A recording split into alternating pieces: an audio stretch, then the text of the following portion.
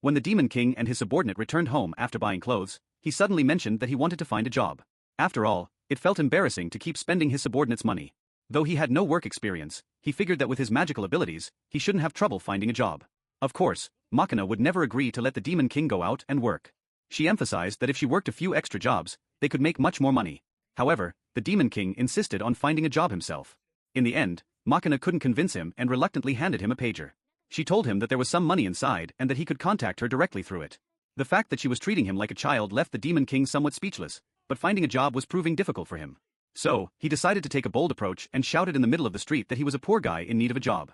A nearby man quickly stopped him and told him to visit the business union to look for work. Concerned that the Demon King had no experience, the man even gave him a resume form. However, when the Demon King filled out the resume and went to the business union, the staff looked at him as if he were a fool.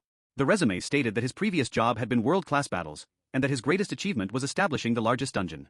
His last job had been 500 years ago. Because of this, the staff dismissed him as a troublemaker and threw him out. Back at home, the Demon King lay down on Machina's lap, looking utterly dejected. He asked her if he was truly useless. Fortunately, his thoughtful and caring subordinate comforted him, assuring him that she would help him find a job by contacting her friends. When the Demon King met Machina's friend, he was surprised to find that it was the orange-haired girl he had encountered the day before. Upon learning that he wanted to increase his belief power, the orange-haired girl immediately told him that he needed to first raise his visibility. She then came up with a brilliant idea for the Demon King.